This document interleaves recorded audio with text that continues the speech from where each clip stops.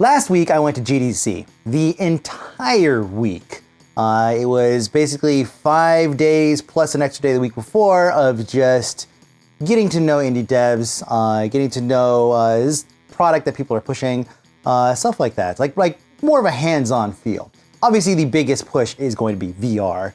We saw VRDC was actually what it's called, Virtual Reality Developers Conference, and of course the Game Developers Conference. In terms of virtual reality, they had a bunch of setups like all over the place, whereas the primary push seemed to be not so much how do we make our game work really well for virtual reality, but more like what kind of crazy hardware can we possibly come up with that's going to allow us to push our product through VR. One of the things I saw was it was actually an exercise bike that had two triggers on it that you would basically sit there and you would pedal and then you would shoot and aim and do stuff with the two handlebar-based controllers. It was an interesting concept. If you were okay with completely drenching the sponge material that sits inside of your virtual reality headset with your own sweat.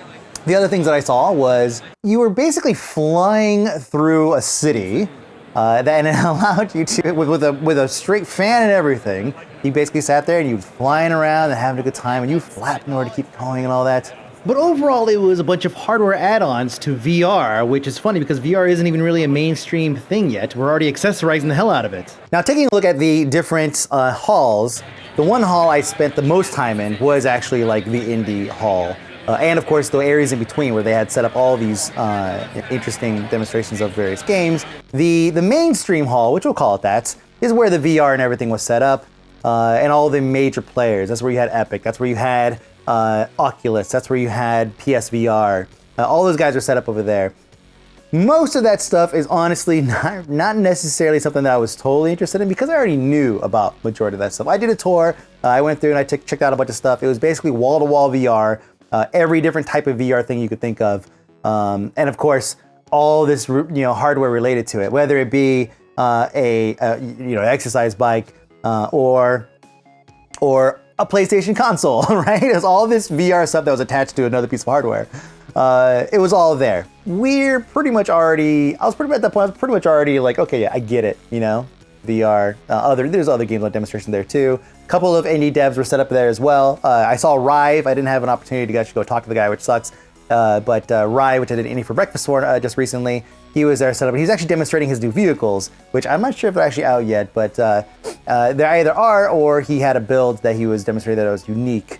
But the other hall that housed all of the indie stuff, including the alt.control.gdc, and then of course the Day of the Devs, which was a setup that was completely separate, kind of like in the hallway area or the lobby area, and then of course just a slew of crazy indie games.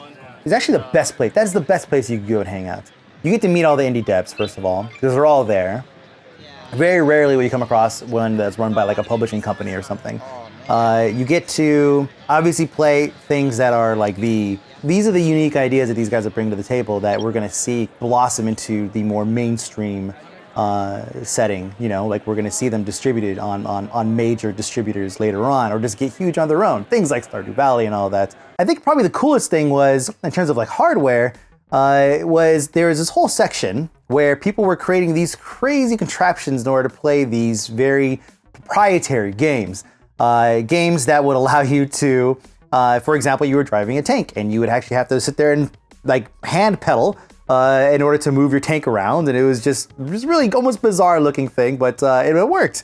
There was a game of like telephone where you're playing like a switchboard operator. There was all these things that seemed very like highly situational.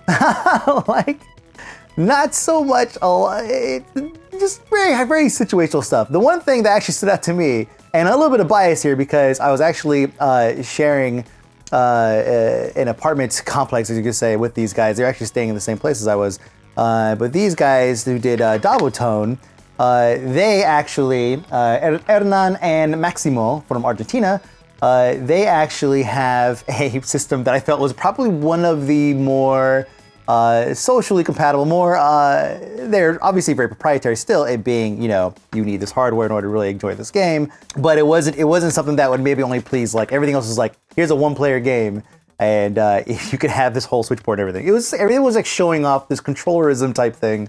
Whereas these guys actually built like a straight party game, which is something that we know that's a big thing right now. Everybody's all about party games. And it actually worked out really well. You have one player that basically plays God. On this board, you're able to sit there and switch and turn all these different knobs and push buttons in order, you can actually turn off individual players' controllers. So if you're at a party and drinking, you're like, hey, yo, give me a drink. You're like, nope. You're like, whoop, boop, that's it, you're out of the game.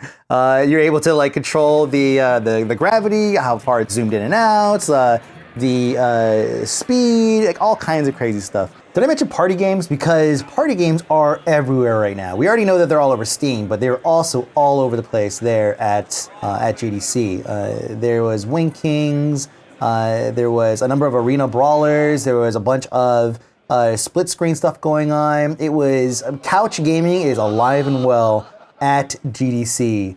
So this one is actually kind of interesting. It's called Line Wobbler. It's probably one of the more interesting installations in terms of like, you know, games that require a specific piece of hardware. I actually asked him how much it would cost to install this thing. He said like $500. It's a simple, like customized LED strip slash plus joystick, custom joystick that you use in order to basically progress through this thing. And I actually have this thing set up here so you can see it. You're the green dot and you're moving up and down this. And you have individual traps and bad guys and such that you have to make your way through. And you would think, oh, how do the traps work? You know, so the red obviously there's a bad guy. You wiggle your stick to make an attack, which is that little yellow fuzz there. This yellow line right that he's trying to make it through, that is essentially a disappearing, reappearing lava floor. And you have to just very slowly make your way through here. This is where he buzzes to the top and he makes it all the way through. It is a very, very interesting concept. If you have $500 for what is essentially an art installation / game, it was actually a lot of fun and highly addicting. Here's a room that they made to look like every like 80s, like late 80s kid's dream room. Every single piece of crazy random games. Well, there's an Xbox down there, so I guess it's not quite time specific to the late 80s, but that seems very out of place here actually now that I look at this. But it was definitely an interesting installment in a red shell. Okay, yeah. Every cool thing from that era was sitting in here. And of course there's tons of props. You get your picture taken. It was just fantastic. Iconoclast was actually probably the coolest game that I saw there. It was a little bit puzzle platformer, a little bit RPG. Like you could almost say it kind of has a little bit of Metroidvania stuff going for it. But it was definitely a whole lot of fun and very, very fleshed out. The guy said he worked on this thing for 6 years, and it shows. It shows. It was just a super, super fun game. And actually, I am actually looking forward to this probably more than almost anything else that I saw there. Now, in terms of parties and such, we're going to talk about that a bit more on Don't Get Your Hopes Up, because I would talk about it here, but there's so much happening with the Microsoft schoolgirl outfit party thing. I felt that that's probably something more suited for Don't Get Your Hopes Up. Plus, there's a lot of networking and stuff like that goes on. If you're an indie dev or if you're just somebody who wants to get into the games industry, obviously this is the place you want to go. I'll echo this on Don't Get Your Hopes Up, of course, because it's like you don't even have to go to the floor. Just go for the parties and the bars and all that. That's where the magic happens, right? You get to see the magic in action in the indie dev section or hall of GDC. But the magic actually happens over in the bars, everything. Once you get the what is it called? Once you get to some alcohol going, it's the social lubricant. Once you get some social lubricant in you, then that's basically when you start getting cards handed out and you start making connections and meeting friends and all that good stuff. That's where the stuff happens there. So we'll talk about that and Don't Get Your Hopes Up. And that was my GDC. Thank you so much, everybody, for helping sending me there. All of you guys, obviously, your donations go a long way.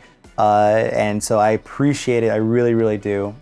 Kenzie, thank you for letting me crash on your couch. No amount of donations would have covered the amount of hotel would have cost there in San Francisco. It was like stupidly expensive. We're going to talk more about the GDC happenings on Don't Get Your Hopes Up, so stay tuned for more of that. And then, of course, stay tuned for some Patreon information coming soon. I don't have a Patreon yet. I'm like the only YouTuber that doesn't have one. And I'm actually going to have two. One's going to be for photography, and one's going to be for video games. And I'm fairly certain I'm solid on those. That way you guys can support me in the one that you want, because both of them are equally as expensive for me to continue doing without, subsidizing my income somehow. But that's it. Thanks for watching, guys. I appreciate it. And stay tuned, waiting for breakfast coming up this week. And we'll see you guys later.